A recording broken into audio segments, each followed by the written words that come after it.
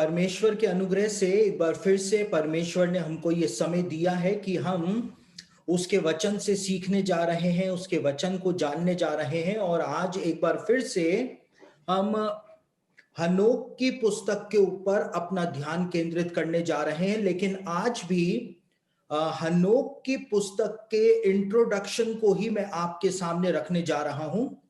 और next week से जो हमारी क्लासेस होंगी, उन क्लासेस के अंदर हम हनोक के जो 108 अध्याय हैं, 108 चैप्टर्स हैं, उनकी व्याख्या को देखना प्रारंभ करेंगे। लेकिन कुछ महत्वपूर्ण बातें हैं जो हनोक की पुस्तक से संबंधित हैं या हनोक से संबंधित हैं, उन बातों को भी मैं आपके सामने रखने जा रहा हूं, ताकि आपके सामने हनोक की तस्वीर जो है वो साफ हो जाए। और उसके बाद जब आप हनोक की पुस्तक का अध्ययन करेंगे तो आपको सारी बातें जो हैं वो बहुत अच्छी तरह से समझ में आनी शुरू हो जाएंगी। तो आज का ये लेसन जो है वो भी एक इंट्रोडक्टरी लेसन है, जिसमें बहुत सारी ऐसी बातें आपको जानने को, समझने को मिलेंगी, जिससे बाइबल की भविष्यवाणियों का भी एक नया पहलू निकल करके आपके सामने आना शुरू हो जाएगा। और आपको ये बात भी आज समझ में आएगी कि जल प्रलय से पहले का जो संसार था, उस संसार में आखिर हो क्या रहा था, और जिसकी वजह से परमेश्वर ने जल प्रलय को इस संसार में भेजा था। और उस संसार के अंदर वास्तव में क्या इंसान के पास वास्तव में ऐसा ज्ञान था जिसको आज जब इंसान जानता है, इंसान जब उसको समझता है तो आश्चर्यचकित हो जाता है। आज कई सारे ऐसे कार्यक्रम हिस्ट्री चैनल के ऊपर आते हैं, नेशनल ज्योग्राफिक के ऊपर आते हैं, या अलग अलग डॉक्यूमेंट्रीज जो बनाई जाती हैं, उसमें जो पुराने समय का जो ज्ञान बताया जाता है, या जो विशेषज्ञ डिस्कवरी करते हैं कि उस जमाने के अंदर किस प्रकार से मैथमेटिक्स का, ज्योग्राफी का, एस्ट्रोनॉमी जो होती है उसका, खगोलीय शास्त्र का जो ज्ञान था, वो इतना अद्भुत ज्ञान था कि आज नासा के पास भी वैसा ज्ञान मौजूद नहीं है जो कि पुरानी सभ्यताओं के पास वो ज्ञान मौजूद हुआ करता था। तो ये सब ज्ञान जो था वो वास्तव में क्या था? क्या ये सभ्यताएं जो थी, इन्होंने इस ज्ञान को विकसित किया था, या इस ज्ञान को किसी और के द्वारा लाया गया था? इन सब बातों को आज हम समझने का, जानने का प्रयास करेंगे कि वास्तव में जल प्रलय से पहले ये इतना व्यापक ज्ञान जो था वो कहां से आ गया था। पिछले अध्ययन के अंदर जो लेसन 1 हमने इनोक की स्टडी का किया था, उसके अंदर हमने इस बात को जाना था, इस बात को समझा था कि हनोक की पुस्तक प्रारंभिक कलीसिया के अंदर एक ऑथेंटिक पुस्तक मानी जाती थी। यानी कि शुरुआती 400 साल कलीसियाई युग जो था, उसके अंदर हनोक की पुस्तक पढ़ी जाती थी, उससे सरमन्स दिए जाते थे, शिक्षा के लिए भी वो पुस्तक जो थी वो इस्तेमाल की जाती थी। लेकिन 400 सालों के बाद वो पुस्तक जो थी वो धीमे धीमे करके लुप्त होती चली गई, और कलीसियाई इतिहास की 7वीं शताब्दी तक जाते जाते वो पुस्तक जो थी पूरी तरह से खो गई, और इतिहास के अंदर वो पुस्तक कभी मिल नहीं पाई। लेकिन मैंने आपको ये बात भी बताई थी कि इथोपियन चर्च जो रहा, जब से इथोपियन चर्च की स्थापना हुई, तो इथोपियन चर्च का जो कैनन था, उस कैनन के अंदर उन्होंने हनोक की पुस्तक को भी शामिल किया था। और आज भी आप इथोपियन चर्च की बाइबल को उठा करके देखें तो इथोपियन चर्च की बाइबल के अंदर आपको हनोक की पुस्तक देखने को मिलेगी। और 18वीं सदी के अंदर एक यूरोपियन यात्री जो था, जब वो इथोपिया की यात्रा पर गया और जब उसने इथोपियन बाइबल को देखा, तो उसने इस बात को पाया कि हनोक की पुस्तक जो कि इतिहास के अंदर खो चुकी थी, वो इथोपियन बाइबल के अंदर संरक्षित हो रखी थी। और वो उसकी एक कॉपी जो थी वो अपने साथ यूरोप में लेकर के आया। जेम्स ब्रूस उसका नाम था। और यूरोप में जब हनोक की पुस्तक को लाया गया, उस समय 18वीं सदी में हनोक की पुस्तक यूरोप की सारी भाषाओं के अंदर ट्रांसलेट उसको किया गया और उसके बाद से हनोक की पुस्तक के ऊपर रिसर्च वर्क जो था वो थियोलॉजियंस के द्वारा किया गया। लेकिन उसके बावजूद हनोक की पुस्तक जो है वो इतिहास के अंदर कलीसिया में वापस कभी भी इतनी फेमस नहीं हो पाई जितनी कि प्रारंभिक 400 सालों के अंदर हनोक की पुस्तक फेमस हुआ करती थी।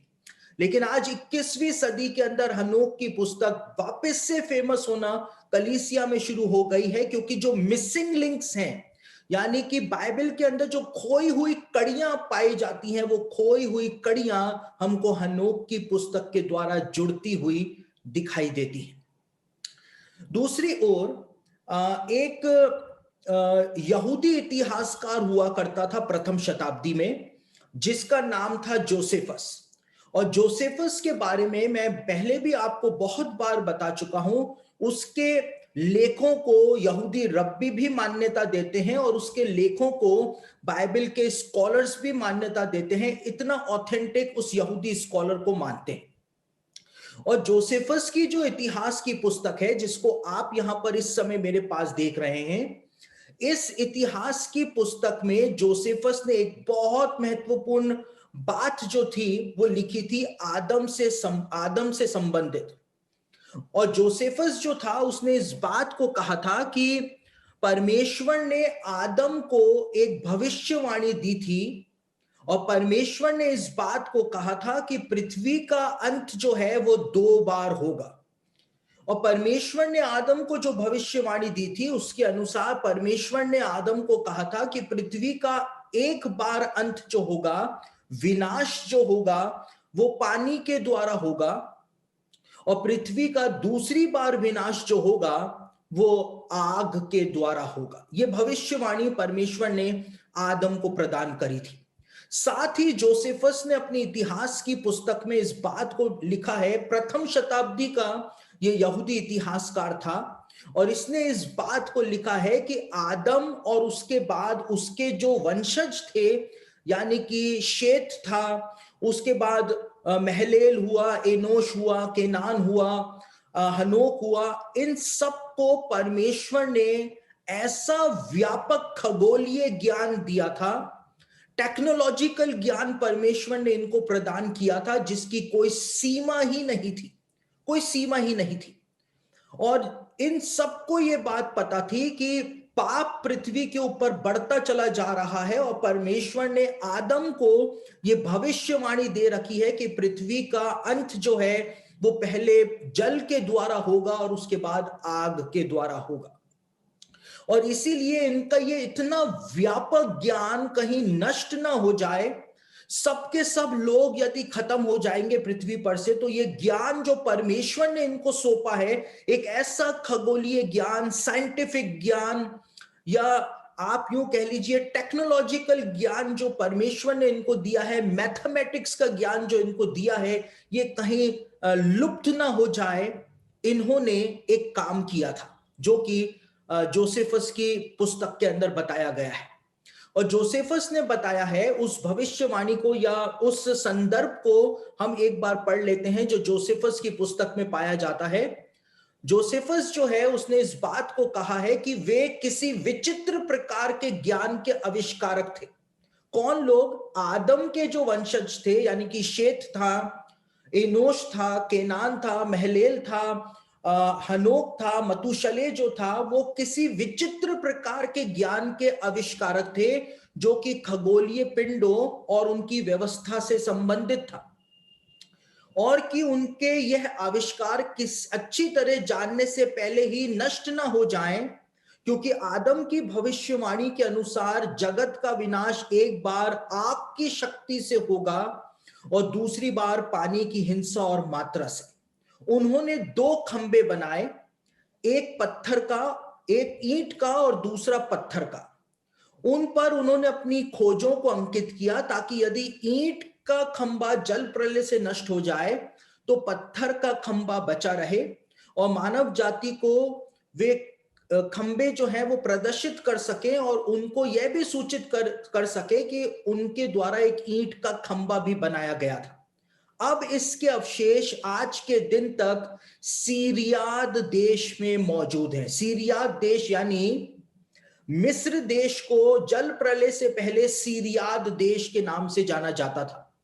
और इसीलिए यहां पर जोसेफस जो था उसने कहा है कि ये पत्थर का खंबा जो उन्होंने बनाया था वो आज भी इस मिस्र देश में सीरियाद देश के अंदर पाया जाता है। यह आज भी पाया जाता है, इस बात को जोसेफस ने लिखा। और एक बहुत माने हुए स्कॉलर हुए थे, थियोलॉजियन हुए थे 18वीं सदी में, जिनका नाम था जॉन गिल, जिसके बारे में मैंने आपको पिछली स्टडी के अंदर भी बताया था कि किस प्रकार से जॉन गिल ने भी हनोक की पुस्तक के बारे में लिखा था। और 18वीं सदी के महान थियोलॉजियन जो थे जॉन गिल जो थे, उन्होंने इस बात को अपनी डेजर्टेशन के अंदर लिखा था। इस बात को उन्होंने बताया था कि पूरी पृथ्वी के ऊपर आदम के जो वंशज हुआ करते थे वो राज किया करते थे। आदम के जो वंशज हुआ करते थे वो पूरी पृथ्वी के राजा हुआ करते थे, पूरी पृथ्वी के राजा हुआ करते थे। आदम के बाद शेत जो था वो पूरी पृथ्वी का राजा था। उसके बाद अलग अलग जो आए, एनोश आया, केनान आया, उसके बाद हनोक जब आया तो हनोक भी पूरी पृथ्वी का राजा था। और इसीलिए पृथ्वी का शासन चलाना कैसे है, परमेश्वर हनोक को बार बार स्वर्ग पर उठा लिया करता था और उसको समझा करके भेजा करता था कि पृथ्वी का शासन आखिर चलाना कैसे है। और जब मैंने आपको वो संदेश दिया था, वो लेसन मैंने आपको दिया था, जिसमें मैंने आपको बताया था कि परमेश्वर ने आदम और हवा को जो बागें बना करके दिए थे, जो वस्त्र बना करके दिए थे, वो उनके राजसी अधिकार के प्रतीक हुआ करते थे। और वो पृथ्वी के राजा और रानी थे आदम और हवा के रूप में। ये सब बातें मैंने पहले आपको बता दी थी। और जिस जिसके पास वो वस्त्र जाते रहे, वो वस्त्र जो थे वो इस बात के प्रतीक थे कि ये व्यक्ति जो है वो पृथ्वी का राजा है। और जॉन गिल इस बात को बताते हैं, जॉन गिल ने इस बात को लिखा कि जब केनान जो कि एनोश का बेटा था, केनान जो था वो भी पूरी पृथ्वी का राजा था क्योंकि वो आदम का वंशज था। और केनान जब पूरी दुनिया के ऊपर शासन किया करता था तो वो भारत में भी शासन किया करता था, पूरी पृथ्वी में। और केनान का जो राजदंड था वो जल प्रलय के बाद भी भारत के अंदर पाया जाता था। जॉन गिल ने अपनी पुस्तक के अंदर सिकंदर महान के बारे में एक बात बताई कि जब सिकंदर महान ने भारत के ऊपर आक्रमण किया और भारत के ऊपर जब उसने कब्जा किया, अधिकार किया, तो यहां पर सिकंदर महान को केनान का जो एनोश का बेटा था उसका राजदंड मिल गया था।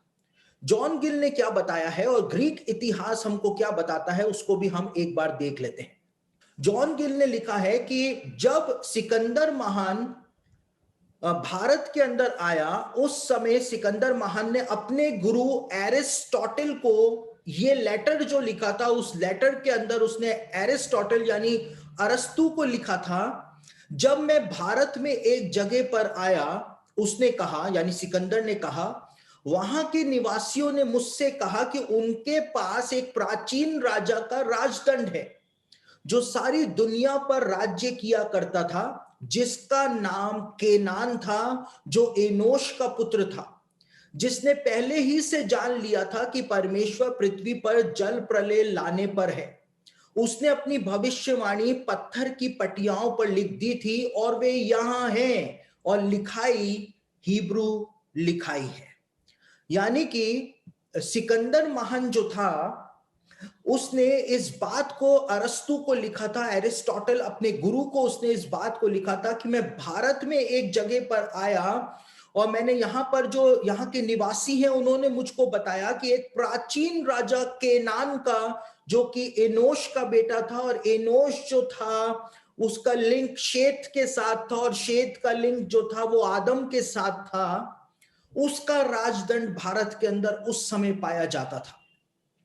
और उसने एक भविष्यवाणी को भी लिखा था, पत्थर की पटियाओं पर लिखा था कि जल प्रलय आने पर है, और वो पटियाएं जो थी वो भी सिकंदर महान को दिखाई गई थी, जो कि हिब्रू भाषा में लिखी हुई थी। यानी कि केनान को ये बात कहां से पता चली कि जल प्रलय आने वाला है? केनान को ये बात पता चली आदम की भविष्यवाणी से, क्योंकि परमेश्वर ने आदम को ये भविष्यवाणी दी थी कि जल प्रलय आएगा और उसके बाद आग के द्वारा पृथ्वी का विनाश जो है वो होगा। और उन्होंने 2 खंबे बनाए थे, जोसेफस ने बताया है। पहला खंबा उन्होंने पत्थर का बनाया था और ईंट का बनाया था, और वो दोनों खंबे जो थे उसके अंदर उन्होंने अपना जितना भी ज्ञान था वो सब कुछ अंकित कर दिया था, चाहे वो टेक्नोलॉजी का ज्ञान हो, चाहे वो एस्ट्रोनॉमी का ज्ञान हो, साइंस का ज्ञान हो, सब कुछ उन्होंने उन खंबों के अंदर अंकित कर दिया था। एक ईंट का खंबा और एक पत्थर का खंबा। और ईंट का खंबा और पत्थर का खंबा दोनों जो है वो उन्होंने सीरियाद देश के अंदर बनाए थे, यानी मिस्र देश में बनाए थे। और उन्होंने ये माना था कि यदि ईंट का खंबा नष्ट हो जाएगा तो पत्थर का खंबा बना रहेगा, और पत्थर का खंबा बना नष्ट हो जाएगा तो कम से कम ईंट का खंबा तो बचा ही रहेगा जल प्रलय से। और आपको जान करके हैरानी होगी कि वो पत्थर का खंबा जो उन्होंने बनाया था वो आज की तारीख में भी मिस्र देश के अंदर पाया जाता है।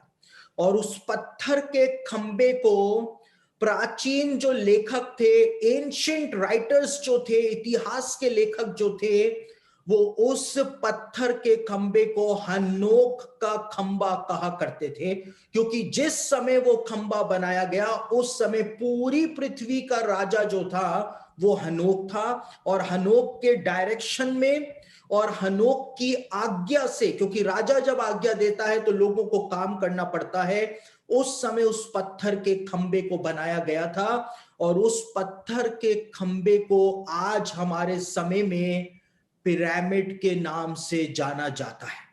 जबकि प्राचीन लेखों के अंदर, यहूदी स्रोतों के अंदर उसको हन्नोक का खंबा कहा जाता है। क्यों कहा जाता है?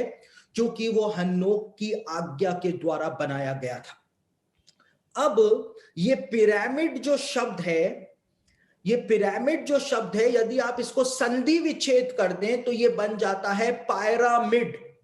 पायरामिड, इसका एक दूसरा भी मतलब होता है, जो मतलब होता है आग का खंबा। यानी कि जल के द्वारा विनाश जो है वो तो हो चुका है, लेकिन आग का खंबा जो है वो इस बात की भविष्यवाणी दुनिया को प्रदान कर रहा है कि एक दिन पृथ्वी का विनाश जो है वो आग के द्वारा होने जा रहा है। पायरामिड जो शब्द है, पायरा का मतलब होता है आग और मिड का मतलब होता है मध्य, यानी मध्य में आग। और इसको बीच में आग क्यों कहा गया है? इसको बीच में आग इसलिए कहा गया है, इस पिरामिड को इसलिए इसको पायरामिड कहा जाता है क्योंकि मिस्र देश जो था वो 2 भागों के अंदर बटा हुआ था। मिस्र के निचले भाग को तो अपर इजिप्ट कहते थे, निचले भाग को, मेरी बात बहुत ध्यान से सुनिए, ऊपरी भाग को नहीं, लेकिन निचले भाग को अपर इजिप्ट कहते थे और ऊपरी भाग को लोअर इजिप्ट कहा जाता था। और इन दोनों के बीच की जो सीमा होती थी, बॉर्डर जो हुआ करता था, वहां पर गीजा का पठार पाया जाता है, गीजा प्लेटो पाया जाता है, जहां पर ये पिरामिड जो है वो बना हुआ है। और गीजा जो है उसका मतलब होता है, गीजा जो शब्द है उसका मतलब होता है बॉर्डर, यानी कि सीमा। यानी कि अपर इजिप्ट और लोअर इजिप्ट की जो सीमा थी, बॉर्डर जो था, गीजा जो था, वहां पर ये आग का खंबा बनाया गया था। इसीलिए इसको पिरामिड कहा जाता है, पायरामिड कहा जाता है, यानी कि बीच के अंदर आग कहा जाता है, क्योंकि अपर इजिप्ट और लोअर इजिप्ट के बीच में आग का खंबा जो था वो बना हुआ था। अब कई सारे लोग जो हैं वो इस बात को कहते हैं, कई सारे स्कॉलर्स जो हैं या इजिप्टोलॉजिस्ट जो हैं या इजिप्टोलॉजी जो है वो इस बात को कहती है कि पिरामिड जो है वो राजा कुफू के द्वारा बनाया गया था, राजा कुफू के द्वारा। लेकिन बहुत रिसर्च करने के बाद अब जो भौतिक शास्त्री हैं भौतिक शास्त्री अब इस निष्कर्ष के ऊपर पहुंचे हैं कि जिस समय मिस्र की सभ्यता बनी, उस समय तो पिरामिड पहले से ही मौजूद था। यानी कि जब मिस्र के अंदर एक भी राजा नहीं आया था, उससे पहले से ही पिरामिड और स्फिंक्स जो है वो पहले से ही बने हुए थे। और एक बहुत मशहूर किताब है, इसका नाम है फॉरगॉटन सिविलाइजेशन, और ये एक भौतिक शास्त्री है रॉबर्ट एम स्कॉक्स, इनके द्वारा ये किताब लिखी गई है। एक बहुत व्यापक रिसर्च ये भौतिक शास्त्री हैं इन्होंने किया है, और इस रिसर्च के अंदर इन्होंने बताया है कि पिरामिड और स्फिंक्स की जो डेटिंग है, उसका रचना काल जो है वो 5000 बीसी से 7000 बीसी के बीच में पाया जाता है। यानी कि मिस्र की सभ्यता तो आसपास भी इसके नहीं फटकती, ये इतना पुराना है। साथ ही आज भौतिक शास्त्रियों के द्वारा तो ये बात प्रमाणित कर ही दी गई है कि मिस्र की सभ्यता बनने से पहले से पिरामिड जो है वो मौजूद था। इसका एक और प्रमाण यह है कि जब मुस्लिम खलीफाओं का साम्राज्य फैला और जब मुस्लिम सेनाओं ने मिस्र के ऊपर कब्जा कर लिया, तो जब मिस्र के अंदर जब मुस्लिम सेना आई, तो उन्होंने जब पिरामिड को देखा तो उन्होंने इस बात को समझा कि मिस्र का सारा खजाना जो है वो इस इमारत के अंदर ही भरा हुआ होगा। लेकिन आज जो पिरामिड आपको दिखाई देता है, उसमें आपको पत्थर इस प्रकार से लगे हुए दिखाई देते हैं स्टेप बाय स्टेप, लेकिन इस प्रकार से उस समय पत्थर नहीं लगे हुए थे। उस समय इनके ऊपर कास्टिंग ब्लॉक्स भी लगे हुए थे। दूर से ऐसा लगता था कि इसके ऊपर प्लास्टर हो रखा है, कोई इसके ऊपर चढ़ नहीं सकता था, फिसल पट्टी के समान नीचे आ जाता। इस प्रकार के कास्टिंग ब्लॉक्स लगे हुए थे। और कितने कास्टिंग ब्लॉक्स लगे हुए थे? 1,44,000 कास्टिंग ब्लॉक्स इसके ऊपर लगे हुए थे। 1,44,000। आपको कुछ इस आंकड़े से कुछ याद आता हुआ आ रहा होगा कि प्रकाशित वाक्य में भी 1,44,000 जनों के बारे में ही बताया गया है।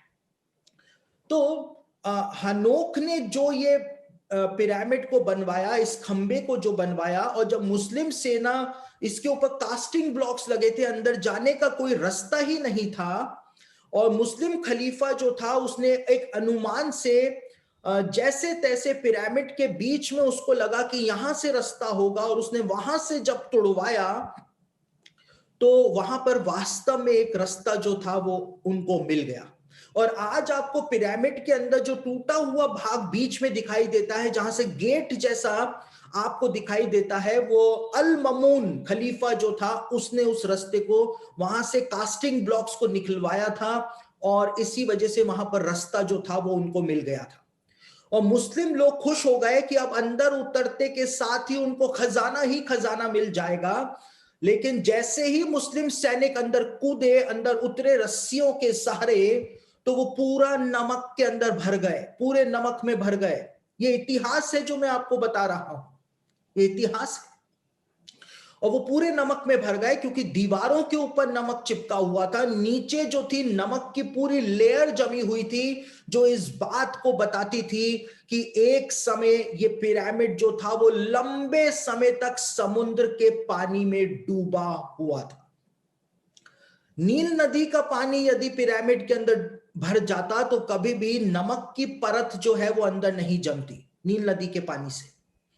लेकिन आज भी पिरामिड के अंदर ऐसे अवशेष मिलते हैं जो कि सिर्फ समुद्र के अंदर पाए जाते हैं। समुद्र के फॉसिल्स जो हैं, सी क्रीचर्स के फॉसिल्स जो हैं, वो पिरामिड के अंदर आज भी खोजकर्ताओं को मिलते हैं, जो इस बात को बताते हैं कि लंबे समय तक ये इमारत जो थी, पिरामिड जो था, वो समुद्र के पानी में डूबा हुआ था। और कब डूबा हुआ था? जल प्रलय के दौरान, जब बड़े बड़े पहाड़ जो थे वो पानी में डूब गए थे, उस समय ये पिरामिड जो था वो भी पानी में डूब गया था।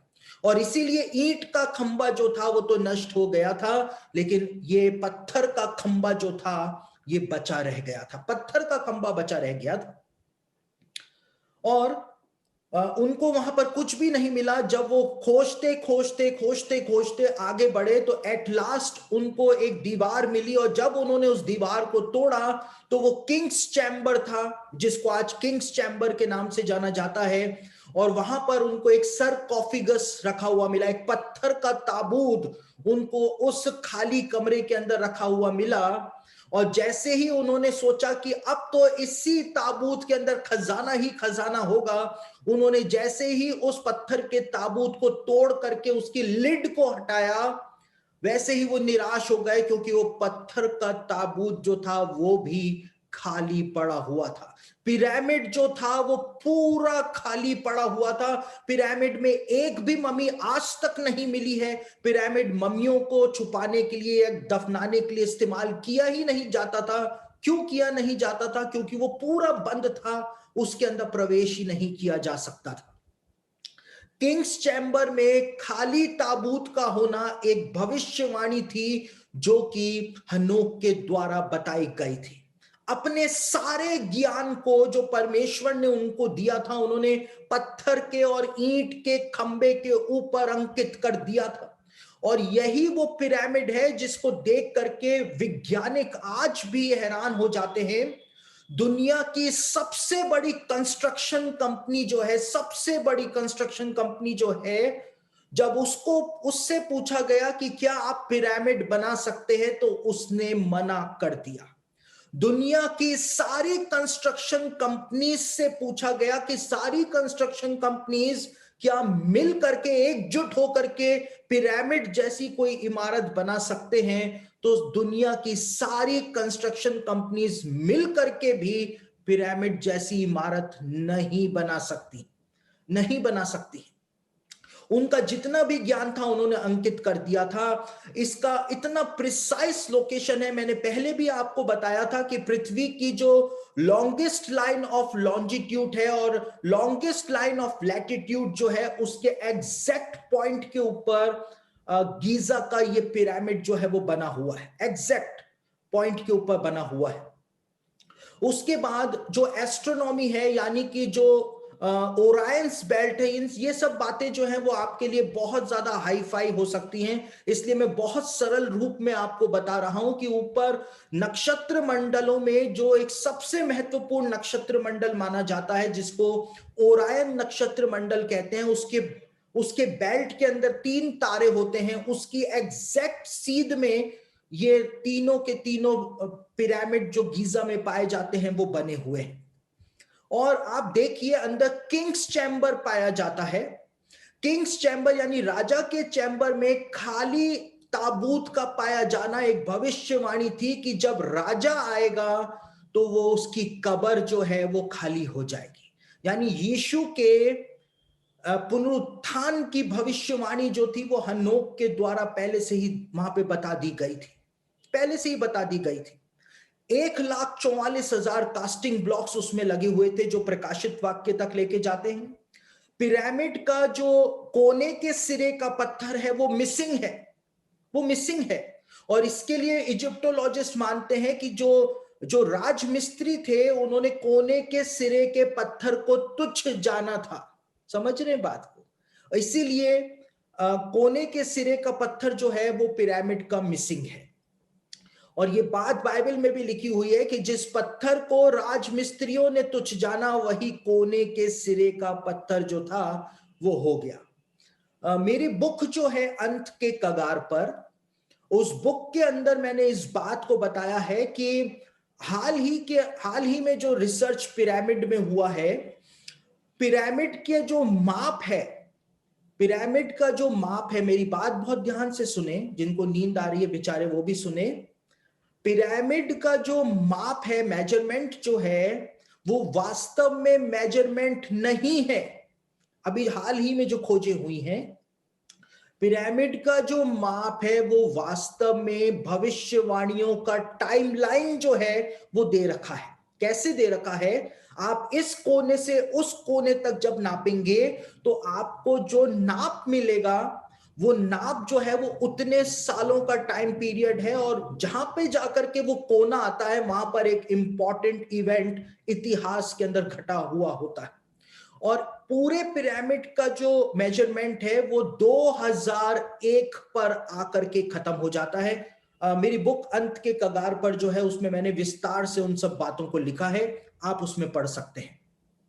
और 2001 जो है, जब अमेरिका पर आतंकवादियों के द्वारा वर्ल्ड ट्रेड सेंटर के ऊपर हमला हुआ, वहां पर आकर के पिरामिड का माप जो है, भविष्यवाणियां जो है वो खत्म हो जाती हैं। और इसीलिए विशेषज्ञ कहते हैं कि 2001 से अंत की शुरुआत जो है वो हो चुकी है, इसलिए कहा जाता है। तो हनोक जो था और शेत जो था और केनान जो था, महलेल जो था, एनोश जो था, इन सब के पास जो परमेश्वर का ज्ञान था। और आज क्या कहा जा रहा है, आज टीवी पर जो कार्यक्रम आते हैं उसमें क्या कहा जाता है कि प्राचीन मिस्रियों को एलियंस के द्वारा ये सब ज्ञान दिया गया था, इसलिए इतना प्रिसाइसली पिरामिड को बनाया गया है। जबकि वो ज्ञान जो था वो परमेश्वर के द्वारा आदम की संतानों को सौंपा गया था, और उनका ये ज्ञान नष्ट ना हो जाए, उन्होंने पत्थर के खंबे पर उसको अंकित कर दिया था। पिरामिड आज भी खड़ा हुआ है। दुनिया के 7 अजूबों के अंदर पहला अजूबा जो माना जाता है, 7 वंडर्स ऑफ द वर्ल्ड में फर्स्ट वंडर आज भी जो माना जाता है वो पिरामिड ही माना जाता है।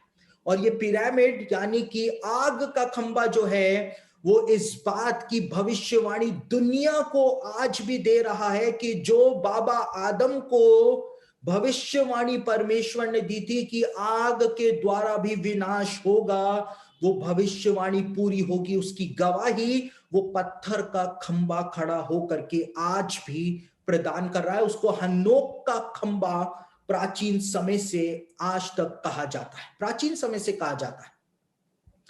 और ये लोग जो थे, देखिए, जल प्रलय से पहले का जो संसार था उसमें खगोलीय पिंडों का एक ऐसा ज्ञान इंसान के पास था जो आज भी हमारे पास नहीं। अभी हाल ही में टर्की के अंदर एक जगह मिली है जिसको गोबैकली टेपे के नाम से जाना जाता है, और उसके ऊपर एंड्रू कॉलिंस जो है उन्होंने एक पुस्तक लिखी है। और गोबैकली टेपे की तस्वीर जो है वो आप यहां पर देख रहे हैं। और ये जो जगह आपको दिखाई दे रही है, जो टर्की में जमीन के अंदर दबी हुई थी और इसको खोद करके निकाला गया है, ये भी खगोलीय पिंडों का जो चलन होता है उसके ऊपर नजर रखने के लिए पत्थर की ये ऑब्जर्वेटरी जो थी, जल प्रलय से पहले बनाई गई थी। और इतनी प्रिसाइज ये ऑब्जर्वेटरी है कि आज साइंटिफिक तरीकों से भी ऐसी ऑब्जर्वेटरी नहीं बनाई जा सकती है। गोबैकली टेपे इसका नाम है। और एंड्रू कॉलिंस ने इसके बारे में बहुत ज्यादा विस्तार से बताया है कि वास्तव में ये गोबैकली टेपे नाम की जगह पर ये ऑब्जर्वेटरी करा क्या करती थी। यानी कि जल प्रलय से पहले इंसान के पास बहुत व्यापक ज्ञान मौजूद था, बहुत व्यापक ज्ञान खगोलीय पिंडों का मौजूद था। और पेट्रोग्लिफ्स जो होते हैं या हायरोग्लिफ्स जो होते हैं या अलग अलग प्रकार की चित्रलिपियां जो होती हैं, उसके द्वारा भी उन्होंने ज्ञान को अलग अलग जगहों के ऊपर अंकित किया था। एक और ये बुक है जिसको क्रिस हैग ने लिखा है, इसका नाम है ancient universal language of man.